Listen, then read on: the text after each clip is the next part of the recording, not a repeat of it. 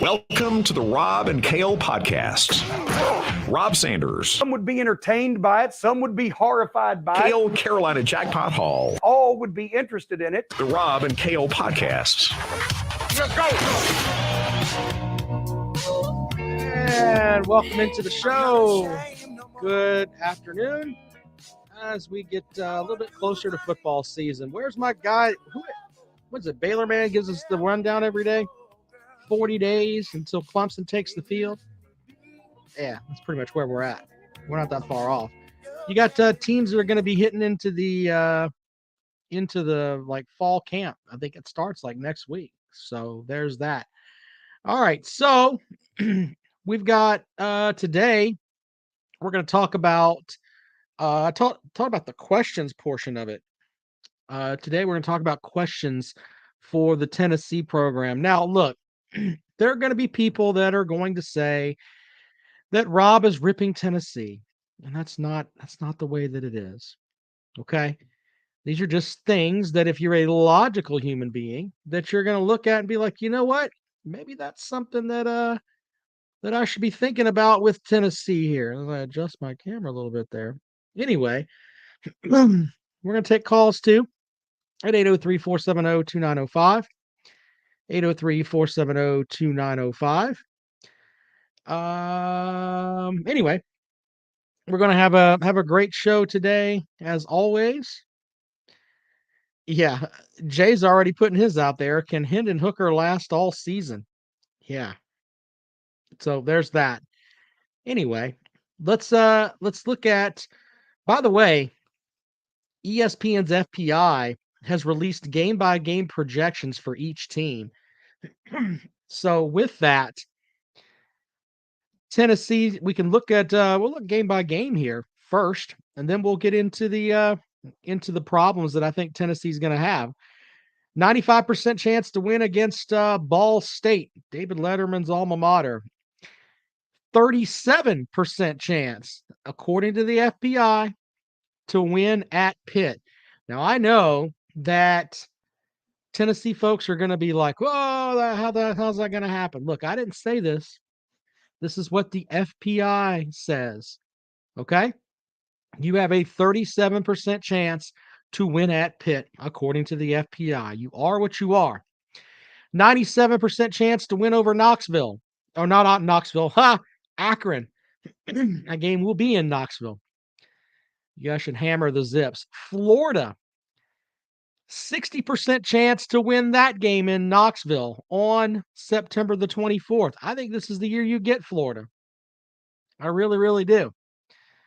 So let's go back and we'll look at that, the rest of the schedule here. LSU, 32% chance to win that game, according to the FPI. And going down there to play in Louisiana, man, that's a tough place to play, especially if it's a night game. First week of October there.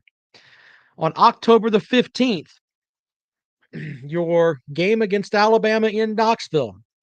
They give you an 11.9% chance to win that game in Knoxville. No, if that's how, I don't think it's going to be that. Alabama's really good. So we'll have to see. And then it's going to be a shock if Tennessee can keep that game competitive. UT Martin on 98.5% chance to win that game on October the 22nd. Against Kentucky in Knoxville. I am not making this up. A 47% chance to win that game at home against Kentucky. I would think it would be higher than that simply because you guys have Kentucky's number and it's at home. In Athens, going to Georgia, they give you a 7% chance of winning that game. By the way, this isn't, make sure people understand, this isn't how I put it out there. This is the projections from the FPI. Dr. Vol says, for us to be no good, y'all sure as hell talk about us every day. Look, I asked yesterday, who wanted to who we could do the question segment on, and people said they wanted Tennessee today. Trying to be a show of the people. Let's make sure that we understand something here, Dr. Ball. You're a 7-win team, 8 wins at most. All right? It's not like you're a world-beating team here. What you're going to do is not going to have a whole effect on the college football world. You'll exist. You'll go 8-4, and you guys can sing your balls off up there with Rocky Top. Anyway, going back to the FPI projection, 7% chance to win at Georgia, a 78% chance to win against Mizzou in Knoxville on November the 12th.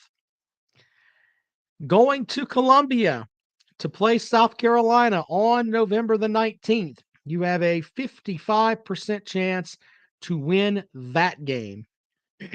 So there's that for you. And finally, with Vanderbilt on the road in Nashville, you have an 87% chance to win that game. So there's that. I think that so with that, the FPI has you going what? 1% to win, 2, 3, 3 and 1, 3 and 2, 4 and 2, 4 and 3, 4 and 4, 5 and 4, 6 and 4, 6 and 5, and they got you at 7 and 5. And of course, that's from the ESPN FPI projections there. Peg and Megan with the super chat. Thank you, sir. I get really confused with all this Hooker talk. Please forgive me. You were thinking it was like TJ Hooker, right? With like William Shatner, right? That's what Peg and Megan was confused about. He was thinking back to when he was a kid watching TJ Hooker. Nothing wrong with that. Alan says Stetson Bennett is better than Peyton Manning. Think about it. Jesus. Well, Stetson Bennett can look down at his hand and see a national championship ring. Peyton Manning cannot do that. I mean, sorry. It's just the way that it is. All right. Anyway, as far as stuff for Tennessee, as I pull up my notes here, Jay says Peyton never beat the Gators. Yeah, well, that's true. I mean, if we are talking in facts here. So the thing with Tennessee, though, this season, they're going to have a good offensive side of the ball. You can expect that under Josh Heupel, the gimmick offense there, which pisses people off when I say that. But one of the things that I have in my notes here is that what if someone gets the tape on that gimmick offense and they figure out, okay, this is how we can contain it. Now, you may mock Lane Kiffin, and you may talk about how Lane Kiffin had his guys falling down and all that. Yeah, maybe that's the way to do it. You may not like it. You may not like the way that he did it, but he came in there. And what was the final stats on that game? Let's look that up really quick as we roll along here versus Ole Miss football 2021. So with that, they won the game 31-26. And when we look at the box score here, Hendon Hooker was held to 233 yards, 1 touchdown. So there's that. With that, though, he did have 108 yards on the ground, but he was beaten by Matt Corral, who threw for 231 yards in the air and rushed for 195 yards on the ground. So if you're just looking at this, in addition to having to duck batteries and everything else that's going on with Tennessee, because their fans like to throw mustard bottles, we know that. You would think the way to beat that gimmick offense is to do what Ole Miss did. Run the ball, a good bit. Their quarterback had, 30 carries? I don't see that happening with a lot of teams, but they ran the ball 62 times. So basically, with 101 offensive plays, they ran the ball 62 times. Now, with that, if you can do that, you keep that gimmick offense off the field. If the gimmick offense isn't on the field, they can't do the gimmick. It's just the way that it is. I know Tennessee fans get so mad when I call it that, but that's just the way that it is, man. Daniel with a good point. Vols upset Pitt, LSU, and Kentucky, drop games to Florida and South Carolina just because. Okay. Elijah, who's normally a fairly smart individual, apparently he went to the tree of dumb today. He says Clemson would have lost to Kentucky, Ole Miss, Pitt, Alabama, and Georgia last year. Okay. I mean, I'm not even going to believe in all of that. Biscuit with a good point. So anytime Tennessee is talked about, it's envy. Okay. I don't know. Look, oh well, last year there was a lack of offense. You're right about that. And they lost to Pitt on the road last year. I think that if Clemson would have played that game at home, they probably would have won that game. But that's just me. But anyway, D Hurt says, I don't care what you call the offense as long as we outscore the Gamecocks. Think about that statement for a second. I'm assuming that D Hurt is a Tennessee fan. You have now made South Carolina your Super Bowl. You're just hoping that you can beat Shane Beamer and the Gamecocks. That is your Super Bowl. That's what you're telling me, right? Seriously. Remember back in the days when Tennessee, like that big orange tee normally meant you got your ass whipped? I mean, it was a long time ago. It was before HD televisions came out. But it used to be that way. Not so much now. Not so much now. Anyway, I wonder if people are going to look at Tennessee and with the games that they had last season, the games that they got beat, teams ended up doing some things on the ground against them. If you they lost to Pitt, the Pitt game, I know that people are going to talk about Hooker didn't play the entire game. I get all that. The Florida game, when you look at that game, they got blown out, by the way, by a shitty Florida team. When you look just at the box score on that, Florida ran for 283 yards on the ground. I mean, we can look game by game if you want. Any game that they lost, a lot of it had to do with the fact that they couldn't stop the run. Alabama's kind of the same way. Let's see here. I have to check on that and get the actual stats on that. We look at the Purdue game, the final game of the season, which they lost in overtime. When you look at the box score on that, Purdue did not run for a big yardage total, but Tennessee gave up 534 yards through the air. So here's the big thing with Tennessee. If you run the ball against them, you're probably going to do well. But their defense has issues. And a lot of it's got to do with depth. And a lot of the depth that went away with where they were cheating. Because remember, most violating team in the SEC. There's that.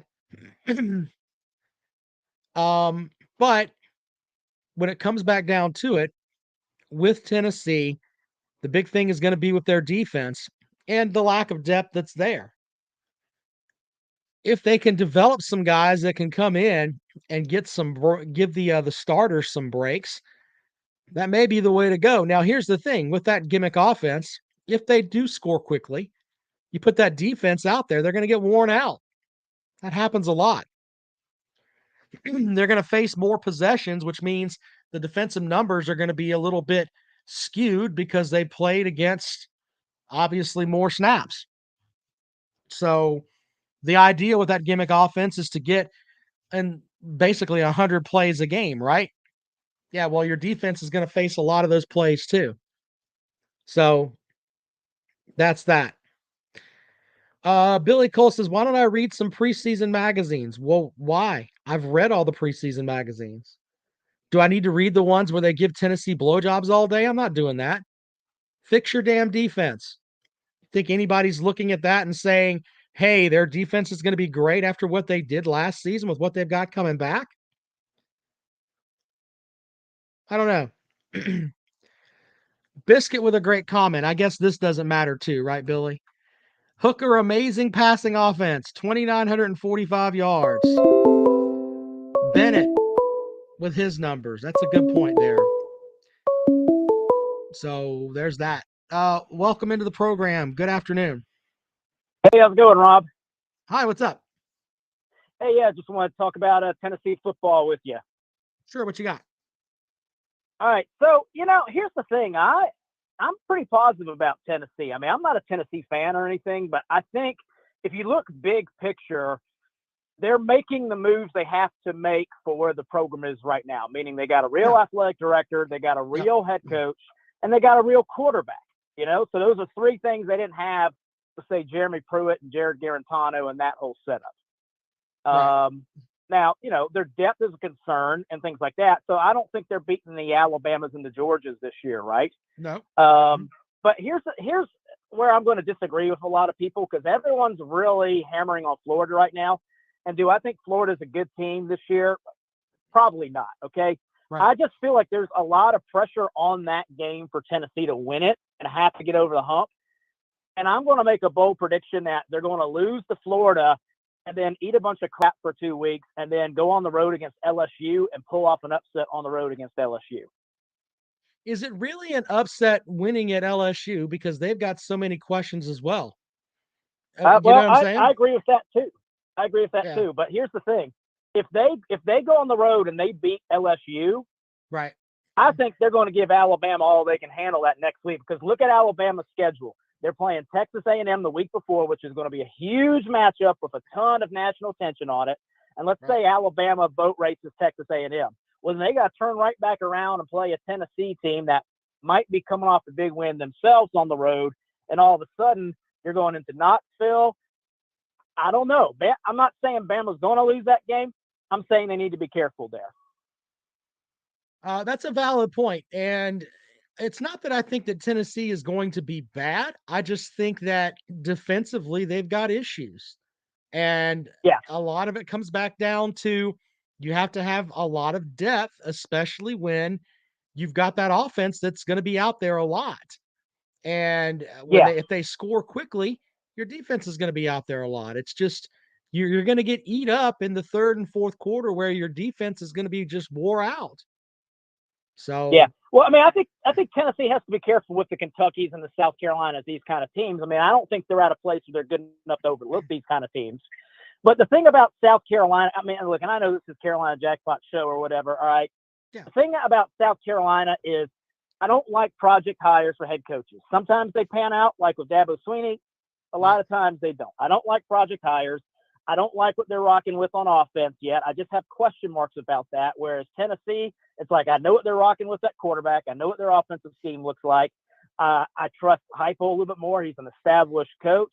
And, their AD, I like their AD better than South Carolina's AD, man. I mean, I'm not saying Carolina can't win that game. I'm saying I like Tennessee's nucleus a little bit better than what South Carolina's rocking with right now. Sure. All that's valid, man. Hey, I appreciate you calling the program. Thank you. Thank you much. All right, there you go. Shane with a comment online. To be honest, I'm curious to see how Tennessee does at Athens. I went to Knoxville this past year and the Vols hung around for a bit. For the defense that UGA had, Hooker did okay longer than I thought. Let's see here. Biscuit says, by the way, thank you for the super chat, Shane. The Biscuit says, sir, you just lost to Purdue. What would give you that idea? Billy says, you don't think they picked up defensive players. Heupel needs to call you to figure out what he needs. No, I'm saying that You can get all these defensive players and get them lined up, but until they go out onto the field, you are what you are. All right? That's what I'm saying. And I know this probably bothers you, Billy, because you probably remember the days when Tennessee had a great defense, but as of right now, not so much. All right, 803-470-2905, 803-470-2905. I can look that up for you, Billy. You're talking about how many yards against Georgia? Is that where we're going now? We're just going to look at with what Georgia did? Okay, we can do that. Hold on. I'll give it to you in just a second because I've got Tennessee's last set of stats from last year up here. So if we want to go back to that Georgia game where they lost 41-17, Hooker threw for 244 yards. And let's see here. Stetson Bennett threw for 213 with a touchdown and no interceptions. Hooker threw for 244 yards with a touchdown and a pick. On the ground, Tennessee ran for 55 yards. They threw for 332. So there you go for the stats there for Billy. 803-470-2905, 803-470-2905. Leonard says Tennessee's fast-paced offense also gives the defense more chances for turnovers. You know, that's something else too. For Tennessee to be successful, they got to force some turnovers. That's one way to give the defense a break. And if you look back to the South Carolina game last year, they ended up with the Gamecocks, especially with that Birch play, ended up getting their offense back on the field. That's why they won big time. All right, 803-470-2905, 803-470-2905. Billy says stuff for Matt Corral. Let's see what I've got. Because I haven't look up that really quick here. As I don't have anything on here. I have something from 5 hours ago with Matt Corral. We have to check that out. Oh God, Matt Corral said he shouldn't have went to Ole Miss at a Panthers press conference. I'm sure Lane Kiffin doesn't want to hear that. My goodness. Yeah, you don't want any of that coming around right about now. So there's that, by the way. Also, the ACC released their where we did our picks here. The ACC did theirs from the rest of the media. The preseason player of the year is NC State's Tom Leary. Or Devin Leary, I'm sorry. And then he's the player of the year. Sean Tucker from Syracuse and Clemson's Will Shipley were the running backs for the offense. Clemson also had Jordan McFadden on offense. On defense, Clemson has Miles Murphy and Brian Brisset, along with linebacker Trenton Simpson. Boston College with some teams, a team that got 1, 2, 3, 4, 5 players selected as all ACC preseason teams. So there's that. Big Barney Ross with the super chat. Pruitt paid for 43 players and ended up with 18 violations. 43 and 18, Rob. 43 and 18. Very good. It's nice to see that that Peg and Megan is hitting you from afar. So there's that. Billy says might check Tennessee's offense records for last year. Yeah, man, they were a great offense. So there's that. Anyway, we'll take calls on that at 803-470-2905. Leonard says Heupel's offense set records at UT in his first season. His offense also has taken great leaps in year 2 and 3 at his other stops. Get ready, opposing DCs. The best is yet to come. So there's that. By the way, someone sent me something. Where is it?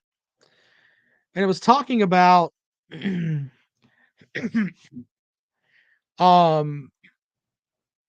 I've got it in my notes. I have to bring it back. We may do that tomorrow, but it was basically the projection for under the offensive coordinator for Georgia with their third season at quarterback, how guys just completely jumped up.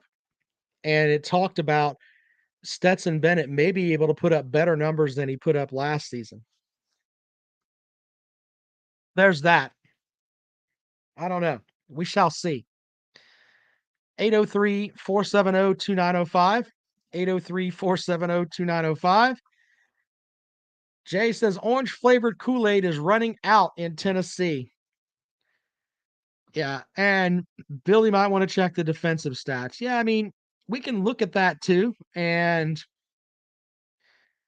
from last season, when you pull up those numbers, and these are the numbers that not very many people want to hear about.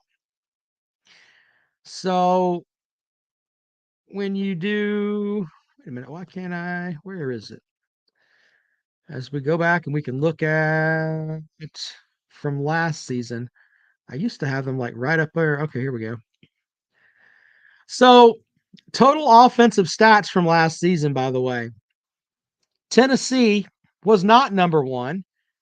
They were not number two. They were actually number three in yards per game. In total yards, they were number four. So put that into perspective. Yes, they had a record-setting year. A record-setting year. Fourth best in the conference in total offense. I'm not making this up. Alabama was 7,300 yards. Georgia was 6,600. Ole Miss was 6,400. Tennessee with 6,174 yards. Finishing just ahead of Florida, and Florida was a shit show. Now, as far as defense goes, when you look at the defense, Tennessee finished in total yards for defense. They finished just ahead of Ole Miss, Mizzou, and Vanderbilt.